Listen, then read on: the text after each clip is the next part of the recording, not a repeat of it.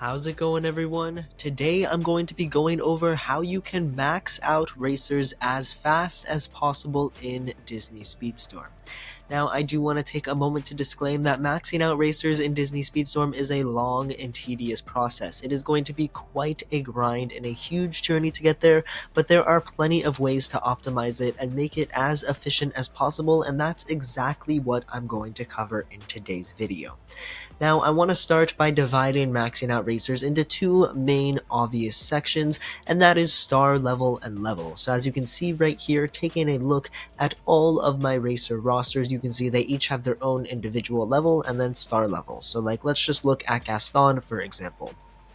Now, to star up Gaston, you need shards for Gaston, and you can get them through various different things: racer boosts, ranks. They appear in your daily shop, they appear in boxes. There's plenty of ways to obtain shards for characters, and then there are also upgrade parts, which is going to be the main focus of this video because in my opinion that is the main limiting factor to getting racers to level 50. But to quickly discuss shards, pretty much for everyone except mid-season racers, what you want to do is just unlock them first. That's the hardest part. You want to buy universal boxes to unlock whatever character you want. Once you have them unlocked, take them into ranked, play them in Racer Boost, and keep checking your daily specials. For example, if I wanted to max out Captain Gontu or Olaf, I would buy their respective shards in my shop currently, and that would get me closer to 5 stars. And as long as you're constantly refreshing your daily shop and you have season coins to spare, just by playing the game, you should be able to get someone to 5 stars pretty easily. Obviously, this comes with the exception of the mid-season racers, as their shards are not in the daily specials and they are not in the universal box. So really the only good way to get their shards is ranked or racer boost, and you're just gonna have to play racer boost a lot. It's gonna be an extremely long process, and honestly, if you can help it, I probably would try to not max out mid-season racers unless you either already have a ton of shards for them or you're willing to go all in on a gacha box. For example, Figment is a mid-season racer. I could totally just go all in on this box and get a ton of Figment shards and then max them out pretty easily from that. And honestly, that's what I would recommend for you guys if you're trying to max out mid-season racers, is find a gacha box that has relatively good odds. Like this box is relatively good for Daisy because she has a relatively high drop chance and you can farm a bunch of shards for her even though she is a mid-season character. But moving on to upgrade parts, this is where things get a little more complex and you're going to need a little bit more strategy to plan out everything. So when talking about upgrade parts, there's really two phases. There is pre-level 30 or pre-level 40 and post-level 40. So pre-level 30, taking a look at Beast here, we can see there are different upgrade parts. You're going to have collection-specific ones, class-specific ones, and general ones. So before level 30, you have like your basic energy drinks and stuff. I'm not sure that I even have too many racers underneath level 30. Like if we take a look at Hortensia on my account, as you can see, I need the energy drinks. You get a ton of these just by playing the game, and they shouldn't be a huge deal. Then you have your class-specific part and your collection-specific part. None of these parts are particularly difficult, especially when compared to the post-level 40 parts, and if you really are focused on maxing out a racer, just by playing the game, playing Racer Boost with them occasionally, you should be able to upgrade them to level 40. Like as you can see, I could probably get Beast to level 40 right now if I really wanted, and that's just from across the seasons. I've collected the parts and upgraded them, and as you can see, there's a ton of ways to get all of these upgrade parts, mainly ranked multiplayer.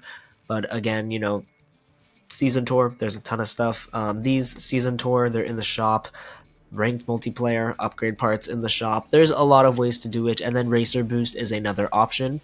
But then if we take a look at a character that's at like level 40, for example, now we have the epic upgrade parts. Now these are specific to every single character, and as you can see, there is not a lot of ways to obtain them. It's pretty much Racer Boost or bust. Meg happens to have this offer, but it's extremely expensive. I mean, almost $6 for 2 of these upgrade parts. You need like 70 to max her out. So that's like, I don't even want to do the math. It's a lot of money. It's way too much money to spend on a character. It's not worth it.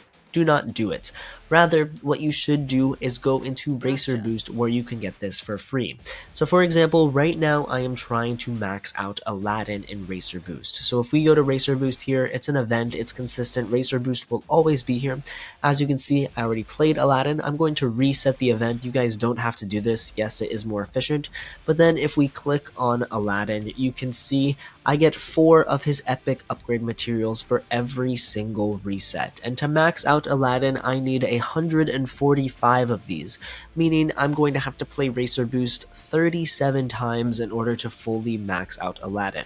Now in this process, I will get other upgrade parts, obviously, and I will get shards for Aladdin as well, but I need to play this event generally 37 times past level 40, and I can play it twice a week without resets, which means I need to play for like 15 or like 20-ish weeks, which is a long time, but keep in mind that you can max out 3 to 4 racers at any given time, and they all take the same amount. For epic racers, you do need to play the event 57 times, and for common racers, you only need to play it 20 times, which is about 10 weeks, which is only like 1 season.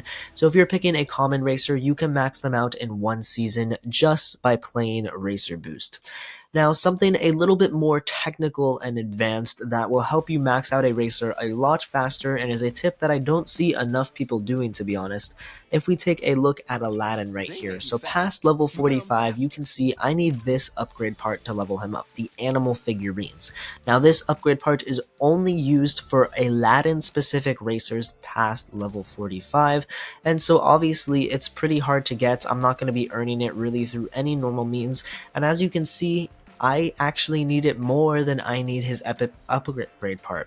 Yes, I only need 11, but that number is going to go up with each level, and I only get 3 of these from Racer Boost, where I get 4 of his epic upgrade material. But a little trick that you can actually use to max out any given character faster. I used this last season when maxing out Stitch. It sped up the process considerably. I'm going to use it next season with Elsa, and I'm using it currently with Aladdin. It's almost in effect. Pretty much what you're going to want to do is take another racer from the collection you're maxing out, preferably a common racer just because they're easy. So like with Aladdin, I'm leveling up Jasmine, and as you can see, she is level 44.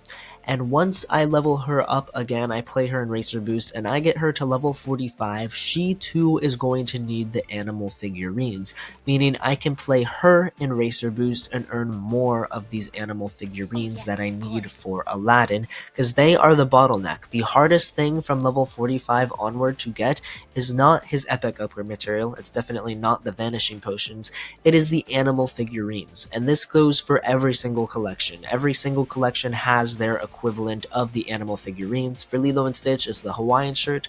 Not sure what it is for every other collection, but every racer will have this problem where you will have excess of your first 2 upgrade materials by a lot, and you will just be running desperately low on the 3rd level 45 plus upgrade part.